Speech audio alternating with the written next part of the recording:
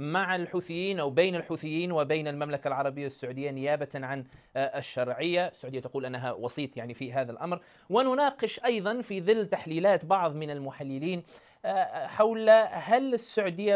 السلام عليكم ورحمة الله تعالى وبركاته. في هذا الفيديو الجديد على قناتكم العالم 24، قبل أن نبدأ كالعادة اشتركوا في القناة، فعلوا زر الجرس لكي تتوصلوا بكل جديد إن شاء الله. كلنا نعلم بأن السعودية والإمارات على يد رجل واحد في اليمن منذ سنوات ضد الحوثيين، وتم إنشاء التحالف العربي بقيادة المملكة العربية السعودية حفظها الله من أجل تحرير اليمن من الحوثيين وأذناب إيران.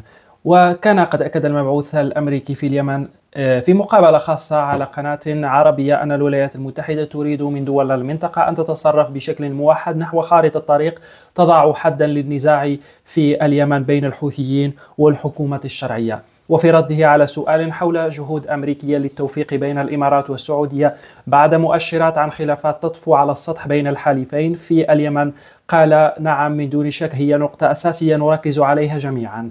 فهل ستتمكن السعودية والإمارات من الصمود والاستمرار في تحالفهما ضد الحوثي أم وصلنا إلى النهاية؟ شاهدوا الفيديو واتركوا لي آراءكم في التعليقات. والإمارات على قلب رجل واحد في اليمن، في ظل بعض الحديث على أن الإمارات منزعجة وغير راضية على أداء المملكة العربية السعودية في المفاوضات مع الحوثيين. ما هي السيناريوهات المحتملة؟ أصبحت أشهر من زيارة السفير آل جابر السفير السعودي إلى صنعاء، كان وقتها الناس يتحدثون بتفاؤل على أنه هناك ربما اتفاق سلام في الأفق. مرت الأشهر ويبدو إلى حد الآن ليس هناك تقدم ملموس واضح من حيث المطالب الأساسية لجماعة الحوثيين، موضوع صرف المرتبات، موضوع فتح المطار، وهذه المواضيع الأخرى. إلى أين تتجه الأوضاع مشاهدينا الأعزاء؟ قبل ما أرحب بضيفي في هذه الحلقة، دعوني مشاهدينا الأعزاء أذكركم أنه بإمكانكم مشاهدة الحلقات السابقة عبر صفحتنا في يوتيوب. هذه الحلقة التي تأتيكم على الهواء مباشرة تجدونها إن شاء الله على صفحة اليوتيوب بعد نهايتها بقليل بإذن الله. مشاهدينا الأعزاء، سعيد باستضافة من الكويت الدكتور فهد الشليمي الباحث والمحلل السياسي، وسعيد أيضا باستضافة أستاذ ياسر اليماني السياسي يمني يشارك معنا من سويسرا. أهلا وسهلا بضيفي الكريمين. دكتور فهد، خليني أبدأ بك أولا.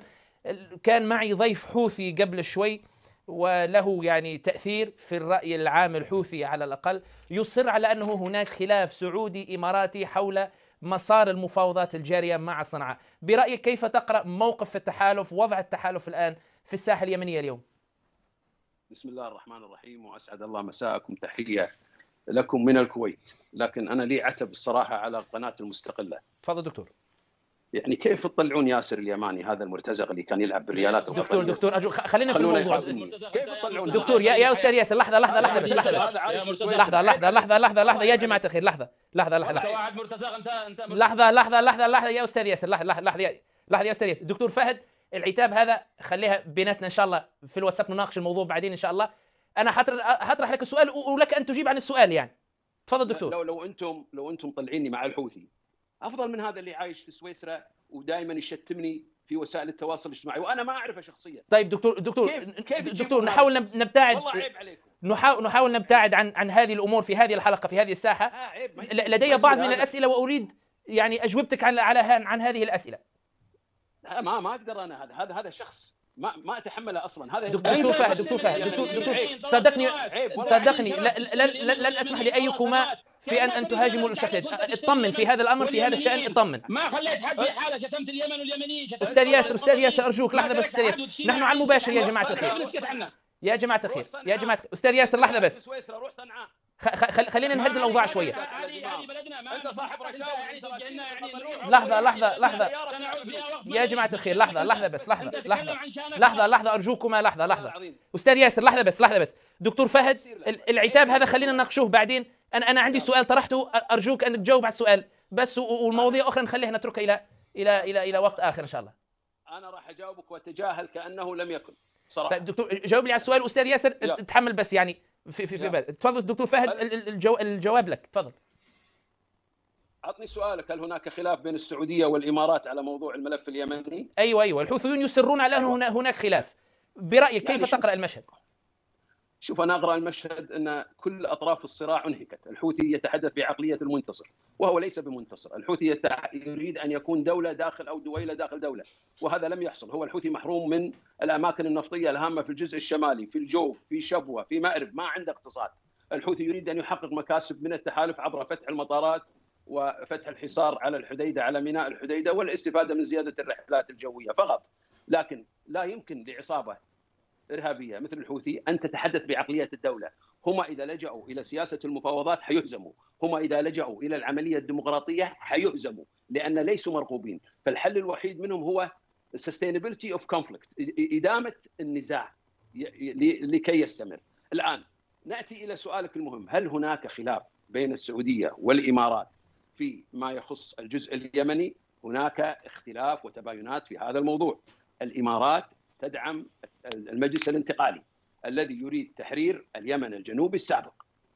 السعودية ترى أن الصراع اليمني مكون من 3 عناصر رئيسية.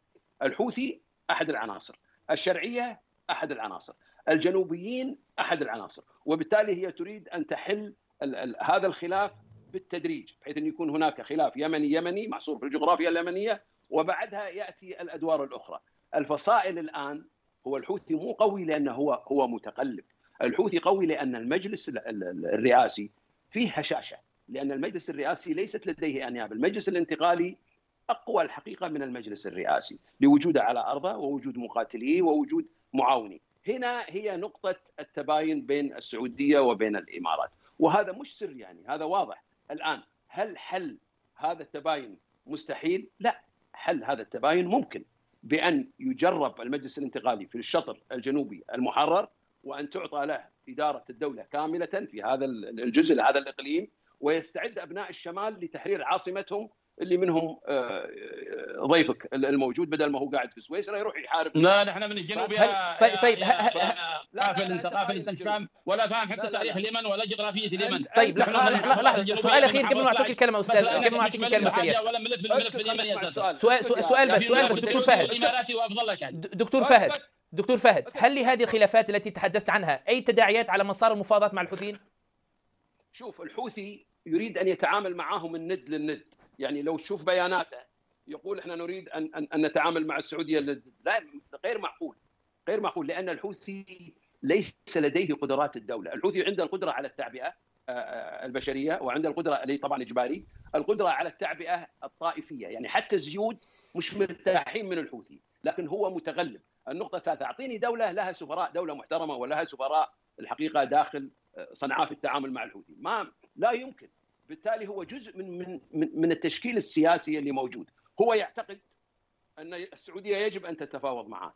السعوديين يقولون لا، هي مشكله يمنيه، انت احد عناصرها، العنصر الاخر الشرعيه، والعنصر الثالث هو العنصر الجنوبي. عليكم ان تتحدثوا مع بعض، والسعوديه هي سوف تكون الميدياتر، هي سوف تكون الوسيط. بالتالي افق حل سلمي شامل غير موجود. اللي حاصل الان هو إعادة تموضع وإعادة تمركز. الإيرانيين دورهم بدلا من دعم الحوثي بعد الاتفاق السعودي الإيراني، بدلا من دورهم من دعم الحوثي عسكريا، حيدعموا الحوثي سياسيا للحصول على مكاسب. هذه المكاسب تكون كالتالي: فتح مطار صنعاء، فتح ميناء الحديدة، إعادة جدولة الرواتب يعني اللي هي للدولة اليمنية، بحيث يدفع رواتب حتى للي يعملون مع الحوثي. هذا غير منطقي، ولا يريد الحوثي أن يقدم شيئا. لو تقول اعمل انتخابات ديمقراطية بإشراف دولي نزيه، حيرفض الحوثي. لو تقول لا ادخل في الحكومة اليمنية لمصلحة الاقتصاد اليمني والمواطن اليمني، حيرفض الحوثي. شفت عشرات الأفلام من الفيديو، نسف للبيوت، حريم انتهكت أعرافها، كلها من قبل الحوثي. الحقيقة أنت كيف تتعامل مع عقلية العصابة؟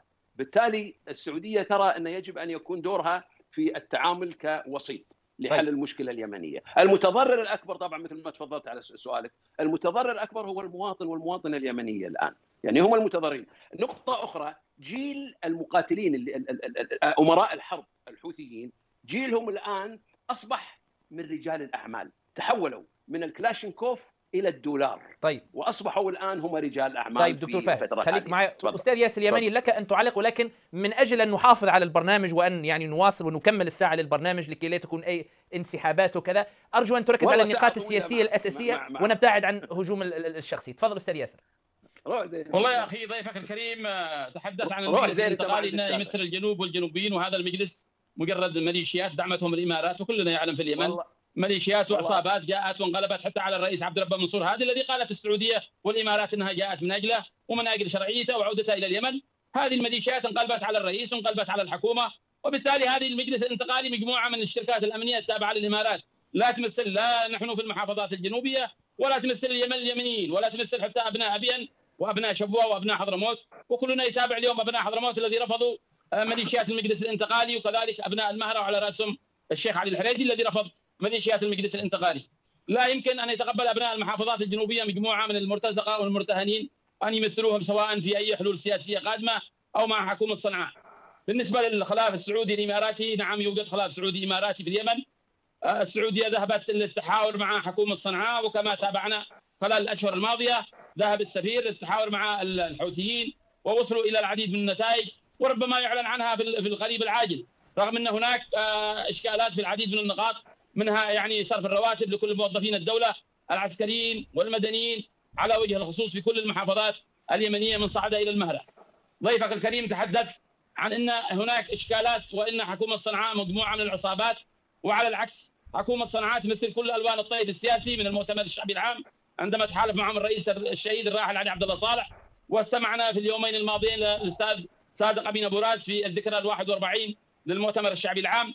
هناك تحالفات، وربما حكومه صنعاء هي من تتفاوض عن الملف اليمني ومعها كثير من القيادات الوطنيه سواء في الداخل او في الخارج. حكومه صنعاء لا تمثل عصابه كما تحدث ضيفك الكريم، ولو كانت عصابه لما ذهبت السعوديه ومرسلها والمبعوث لها السفير السعودي محمد آل جابر الى صنعاء للتحاور مع حكومه صنعاء للاتفاق السياسي لفتح المطار صنعاء وفتح ميناء الحديده والوصول الى اتفاق سياسي شامل يجمع كل القوى السياسيه اليمنيه سواء في الداخل او في الخارج. طيب دكتور فهد، بالنسبة هناك الآن هدنة على الأرض الواقع في اليمن، مفاوضات بين السعودية وبين الحوثي، لكن تأخر الإعلان عن اتفاق رسمي جديد بين الطرفين، ما سبب هذا التأخير برأيك، وإلى أين تتجه الأمور؟ إلى تفاهم وتسوية أو إلى تجديد النزاع؟ بس إذا سمحت لي أبي أعلق تعليق أقل من دقيقة وحاضر من عيوني أجاوب على سؤالك. هو تعرض إلى المجلس الانتقالي، المجلس الانتقالي كان موجود في أرضه حتى أيام علي عبد الله صالح. رئيس المجلس الانتقالي الرئيس عيدروس أبو القاسم الزبيدي مجاهد، هذا رئيس عصابه مش كان موجود، كان موجود الحراك الجنوبي في كل المحافظات الجنوبيه، لا يمثل المحافظات الجنوبيه. لا انت اسمع الكلام مش انا اسمع الكلام، انت اسمع الكلام.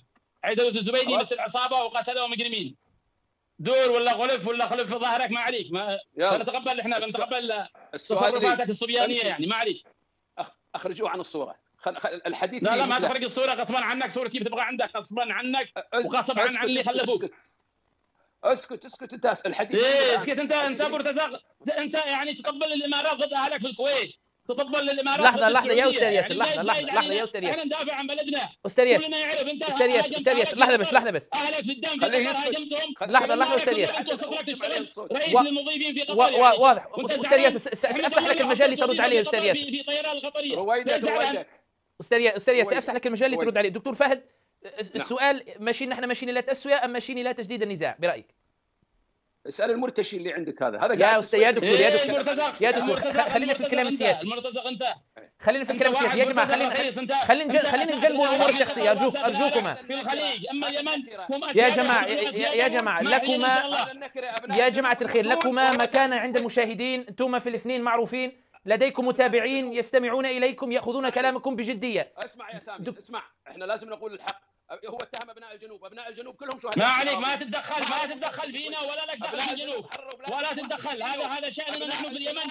انت دافع عن نفسك وعن بلدك وعن اهلك، اما شأن اليمن اترك لنا نحن اليمنيين، خليك في شغلك وفي اتفاقك مع الامارات. هذا الجبان طيب يستحق ان يتحدث عن ابناء الجنوب. طيب ما تتدخل انت خليك. هنا نصل إلى نهاية هذا الفيديو. إذا أعجبكم المقطع لا تبخلوا علينا بالاشتراك، تفعيل الجرس، لايك للفيديو لكي تتوصلوا بكل جديد. وكان قد قال نفس المتحدث ليندر كينغ: نحن نتكلم منذ سنوات في الأشهر الماضية المملكة العربية السعودية والإمارات وعمان وغيرهم من دول منطقة الخليج، وهذه المباحثات مستمرة وقوية ونشطة، وهي تحدث هنا أيضا في أمريكا. أشار إلى الدور العماني أيضا، مؤكدا بأن سلطنة عمان تلعب دورا مهما في تسهيل الزيارات بين السعودية والحوثيين، ويعني الصلح أو تسهيل الصلح بينهم لكي لا تندلع حرب بين السعودية والحوثي نحن في غنى عنها.